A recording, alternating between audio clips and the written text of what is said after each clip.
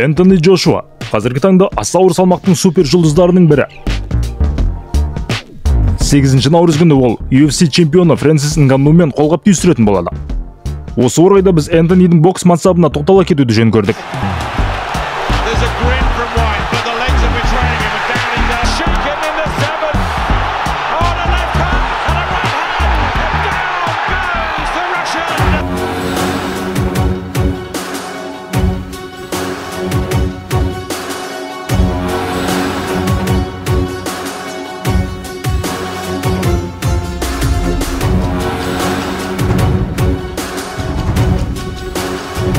Ассалаумағалейкум достар. Әлемдік бокс жайлы қызықты ақпараттар беретін әлем боксының арнасына қош келдіңіздер. Энтони Джошуа 1989 жылы 15 қазанда Ұлыбританияның Уотфорд қаласында дүниеге келген екен. Энтонидің атасы Нигериядағы бір тайпаның көсемі болған. Қолында ақшасы бар ол Джошуаның әкесін Англияға оқуға жібереді. Осында оқып жүріп шаңырақ көтерген одан Энтони дүниеге келген екен. Дегенмен Энтони 12 жасқа дейін Нигерияда тұрған екен. Кейіннен әке-шешесі ажырасып кеткен соң анасына еріп қайтадан Англияға оралады. Жалпы тумысынан физикалық тұрғыда өте мықты Джошуа алғашында футболға қызыққан көрінеді. Сонымен қатар 100 метрлік қашықтыққа жүгіргенде алдына жан салмаған екен. Бірақ 18 жасқа толғанда туысқан ағасына еріп бокс залына келген соң сол жерде қалып қояды. Рингте алғашқы жетістіктеріне жете бастаған Энтони 2008 жылы Нигерияға оралып өз отанының атынан шығуға ниет білдірген екен. Бірақ Нигерия үкіметі Джошуаның бақытына орай оған азаматтық беруден бас тартады. Егер Энтони Африкада қалып қойғанда, қазіргі Джошуаны көрмейтіндей едік. 2011 жылы 23 жасар Джошуа Бакуде өткен әлем чемпионатына қатысады. Мұнда финалға дейін еш қиналмай жеткен ол ақтықсында жергілікті боксшы Магомед Расул Меджидовпен жолығады. Джошуа жекпе-жекті жақсы бастайды. Қолдарының ұзындығын пайдаланған ол Меджидовты алыс қашықтан сериялы соққылармен мазалап отырады.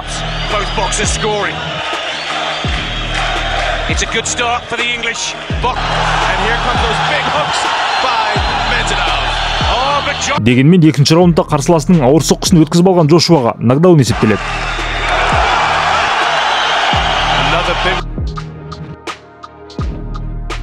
Ары қарай тең дәрежеде өткен жекпе-жекте төрешілер жеңісті бір ғана ұпай айырмасымен жергілікті боксшыға беріп жіберген екен. Осылайша әлем чемпионатының күміс жүлдегері атанған Джошуа осы турнир арқылы 2012 жылы Лондонда өтетін Олимпиада жолдамасын жеңіп алады. Олимпиада ойындарының алғашқы айналымында Энтони төрешілердің көмегімен кубалық Эрисланди Савонды жеңеді.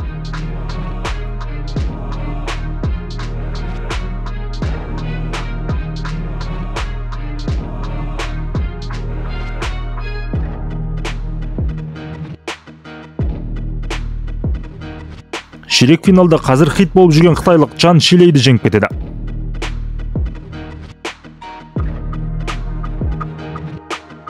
Жартылай финалда отандасымыз Иван Дычкодан басым түседі.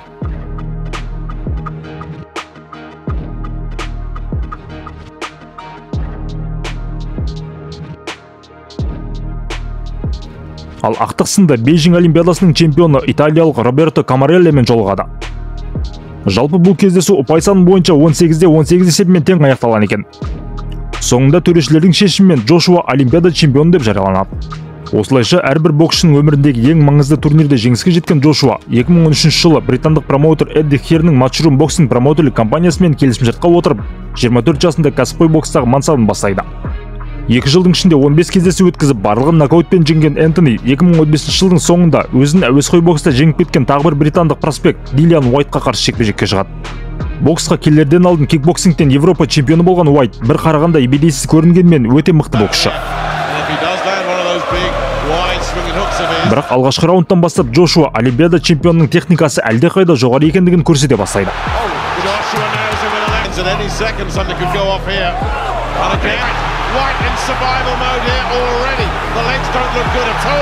Бірінші раунд аяқталғанда гонг даусынан соң да жұдырықтасуды жалғастырған боксшылардың артынан жанкүйерлер де рингке жүгіріп шығып, жаппай төбелес бастала жаздап, әрең тоқтайды. Екі түйе сүйкенсе арасында шыбын өледі дегендей, еңгізерде екі боксшының арасына түсемін деп рефери де таяқ жеп қалады.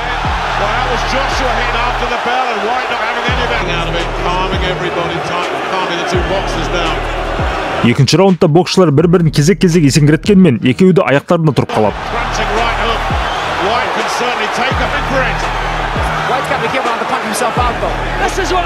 Ары қарай жекпе-жек қарқыны сәл ғана бәсеңдегенмен, Джошуаның басымдығы күмән тудырмайды. Қарсыластың қолында екендігін сезген Энтони 7-ші раундта Уайтты оң қолдың соққысымен бір сілкіп алған соң апперкотпен нокаутқа жібереді.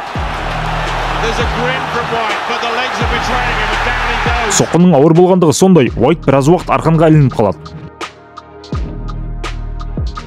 Осы жекпе-жектен соң танымалдылығы өскен Джошуа 2016 жылдың көктемінде IBF чемпиондық белдігі үшін жекпе-жекке шығады. Бұл белдікті осыдан 3 ай бұрын ғана Чарльз Мартин есімді америкалық жеңіп алған болатын. Оның өзінде қарсыласы жекпе-жек барысында аяғын ауыртып алған соң белдікті Мартинге бере салады.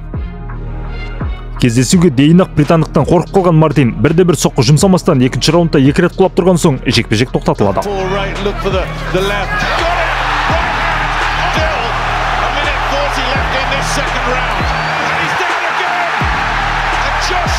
Сонымен қатар реферидің шешіміне қарсылық білдіріп түр көрсетуге де болады әрине.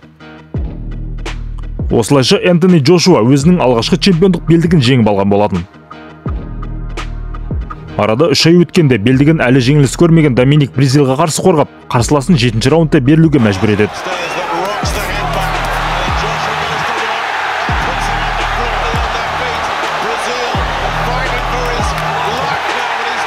Көп ұзамай өте тәжірибелі Эрик Малина 3-ші раундта құлайды.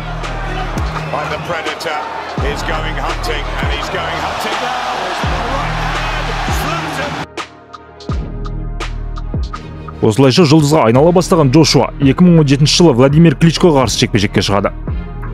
Кличко бұдан 2 жыл бұрын Тайсон Фьюриден ұпай санымен жеңілген соң рингке енді шығып тұрған беті болатын. Ал Фьюри депрессияға түсіп кетіп белдіктерін босатуына байланысты бұл жекпе-жекте Энтонидің IBF белдігінен басқа бос тұрған WBA супер белдігі де бәске қойылады. Рингке 2 жылдан бері шықпағандығына және жасының 40-тан аса бастағандығына қарамастан Кличко керемет формада болатын. Алғашында екі боксшы да қауіпке бас тікпей тек джеб арқылы аңдысып бағады. Дегенмен 5-ші раундта бірінші болып белсенділікті көтерген Джошуа тоқтаусыз соққылардан соң Кличконы нокдаунға түсіреді.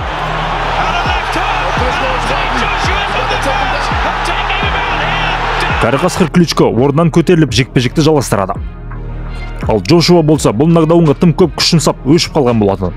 Соның әсерінен келесі раундта ол Кличконың тура соққысын өткізіп алып сұлап түседі. Орнынан көтерілуге күш тапқан Джошуаны қайта құлатуға Кличконың да шамасы жетпейді. Осылайша бір-бірін құлатып алған боксшылар қайтадан қарқынды бәсеңдеп жұдырықтаса бастайды. Жекпе-жек соңына қарай бірдеместемесі болмайтындығын сезген Джошуа 11-ші раундта шабуылды үдетіп Кличконы 2 рет сұлап түсіреді.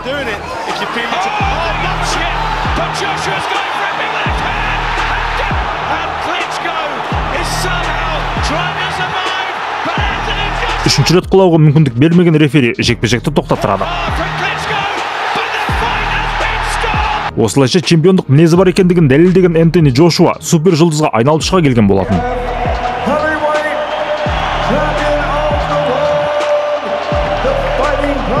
Осыдан соң француз боксшысы Карлос Такамға қарсы белдіктерін қорғап, қарсыласын 10-ші раундта тоқтатады.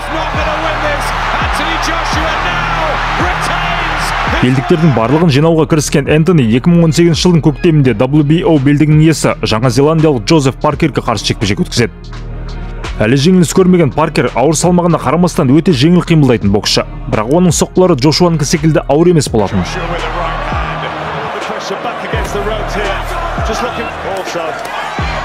Осыны сезген Джошуа жекпе-жек барысында қарсыласынан аса сескенбей үнемі шабуылдап отырып ұпай санымен жеңіп кетеді. Сол жылы ресейлік Александр Поветкин WBA белдігіне міндетті қарсылас атанып, күзде екі боксшы арасында жекпе-жек өтеді. Поветкиннің жекпе-жек соңына қарай шаршап қалатындығын жақсы білетін Джошуа асықпай уақытын күтіп жүріп, 7-ші раундта орыс боксшысын нокаутқа жібереді.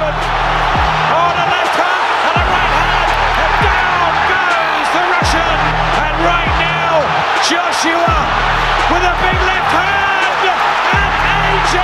2019 жылдың жазында Джошуа Джаррел Миллерге қарсы жекпе-жек өткізуге дайындала бастайды. Бірақ тексере келгенде Миллердің ағзасы допингке толы болып шығып, тез арада қарсылас ретінде мексикалық Энди Руис шығады.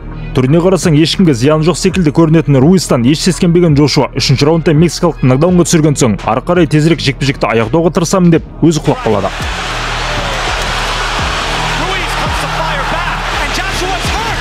Есеңгірек болған Джошуаны бір сәтке де босатпаған Руис қарсыласын раунд соңында тағы да құлатады. Сол кейін есін жия алмаған Джошуа 7-ші раундта өз еркімен жекпе-жектен бас тартуға мәжбүр болады.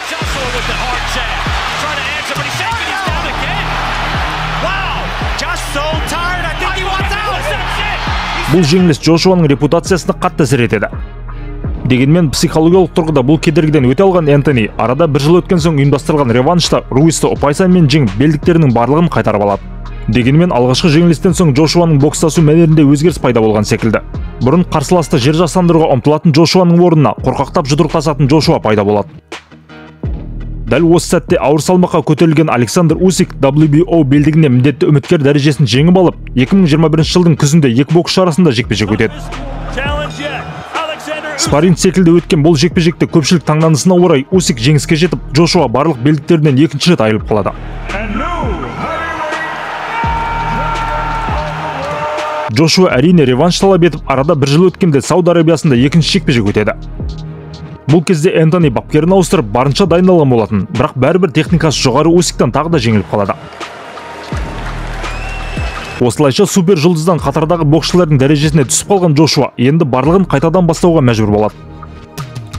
2023 жылы 3 жекпе-жек өткізген ол барлығын уақытынан бұрын аяқтап, әлі де болса чемпиондық белдікке дәмелі екендігін байқатқан болатын. Бірақ қазірше белдіктер Усиктің белінде тұрғанда Джошуаға кезек тимейтін секілді. Егер Фьюри жеңіске жетіп жатса, онда бірінші кезекте Джошуаға қарсы супер жекпе-жек ұйымдастырылуы әбден мүмкін. Бірақ қазірше Усик пен Фьюри асығар емес. Сол себепті құр жатпаған Энтони UFC-дің бұрынғы чемпионы Фрэнсис Нгannуға қарсы жекпе-жек өткізгелі жатыр.